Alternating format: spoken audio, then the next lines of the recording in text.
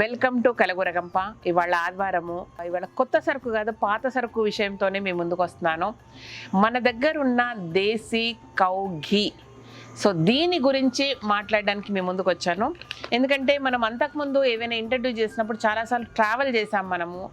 So Covid వల్ల కుదరట్లేదు సరే అని వాళ్ళ దగ్గర నమ్మకంగా మాట్లాడి పిలిపించి మాట్లాడి ఏదో ఒక రకంగా మన ప్రోడక్ట్ ఇంట్రడ్యూస్ చేయడం జరుగుతుంది. కానీ మళ్ళీ ట్రావెలింగ్ స్టార్ట్ చేద్దామనే టైంకి మళ్ళీ ఏదో థర్డ్ వేవ్ అని మన వెనక ఒక భూతంలాగా తరిమినట్టుగానే ఉంది దాని విషయంలో.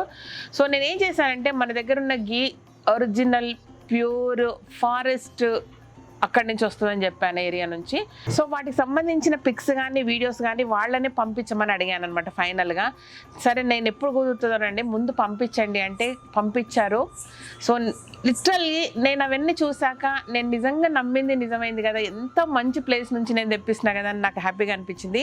ఇది ఏంటంటే మనకు నెల్లూరు బార్డర్లో ఉన్న, అంటే ఆ దాడితే ఇంకా కడపనే వస్తుంది అనమాట, ఒక 20 కిలోమీటర్స్ 30 కిలోమీటర్స్ రేడియస్లో.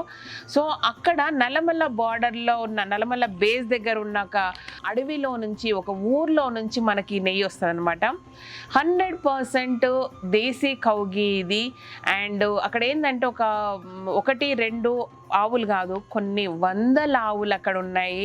ఒక ఆశ్రమం లాగా, ఒక గోశాల లాగా ఏర్పాటు చేశారు. దానికి సంబంధించి ఏంటంటే కంప్లీట్గా అక్కడ ట్రైబల్స్ కొరకే దాన్ని ఏర్పాటు చేయడం జరిగింది. అంటే వాళ్ళకు ఉపాధి కల్పించే ఉద్దేశంతో మాత్రమే చాలామంది చదువుకున్న వాళ్ళు, చాలా ఎక్కువ గొప్పగా చదువుకున్న వాళ్ళు అక్కడికి వెళ్ళి ఆ సేవ చేస్తున్నారు.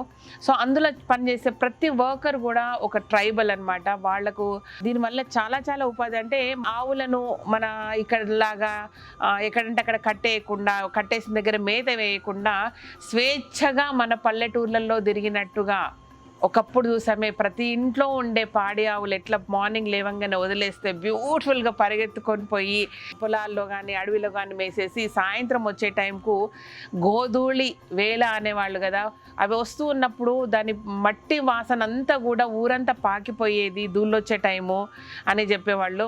ఆ స్మెల్ ఒక రకంగా ఉండేది. అది నేను చిన్నప్పుడు బాగా ఎంజాయ్ చేసిన గోధూళి అనేదాన్ని. బట్ ఇప్పుడు అవి చూస్తే మాత్రం చాలా హ్యాపీ అనిపించింది. బట్ ఏదో ఒక రోజు మిమ్మల్ని అందరినీ అక్కడికి తీసుకెళ్ళి చూపిస్తాను. నేను తీసుకెళ్ళి ఇన్ ద సెన్స్ నేను వెళ్తాను, మీకు చూపిస్తా అదనమాట. సో వాళ్ళు బ్యూటిఫుల్ పిక్స్ అండ్ చిన్న చిన్న వీడియోస్ మనకు పోస్ట్ చేశారు. ఎలా ప్రిపరేషన్ అవుతుంది అనేది జస్ట్ చూడండి.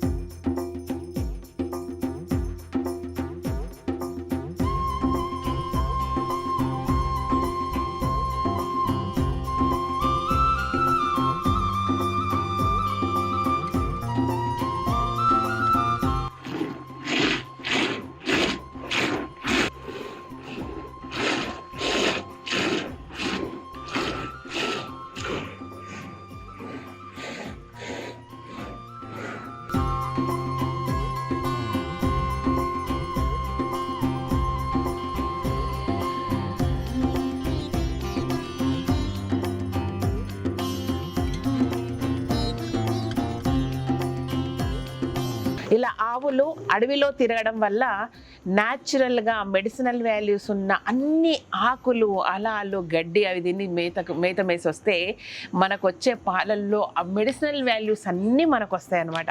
ఆ ప్రాసెస్ కూడా జాగ్రత్తగా కుండల్లో వాటిల్లో వేడి చేసి తోడేసి చిలకడం వల్ల వచ్చే వెన్నతోనే చేసిన నెయ్యే మన దగ్గర ఉన్న నెయ్యి అనమాట. మధ్యలో ఇంకొక వెండర్తో తెప్పించాము. అది కొన్ని రోజులు సేల్ చేశాక అస్సలు నచ్చలేదు. బట్ స్టార్టింగ్ నుంచి ఉన్న వెండర్ వీళ్ళే. సో వీళ్ళ మెటీరియల్ కొరకే నేను ఎదురు చూస్తూ ఉంటాను. చాలామంది దగ్గరగా ఉన్న ఫ్రెండ్ సర్కిల్తో ఫీడ్బ్యాక్ కూడా తీసుకుంటాను. ఎంత గుమగుమలాడుతుంటుంది అంటే అది ప్యాక్ చేసేటప్పుడు సూపర్గా ఉంటుంది.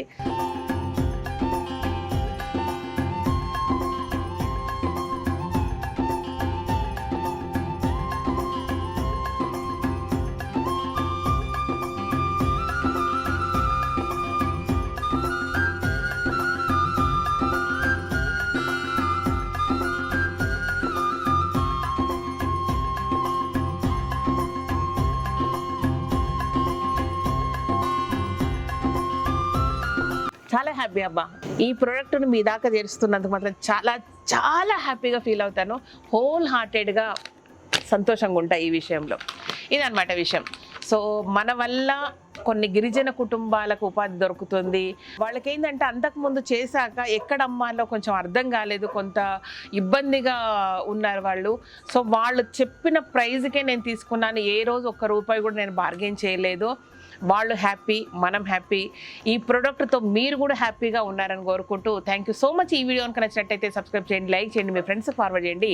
Thank you.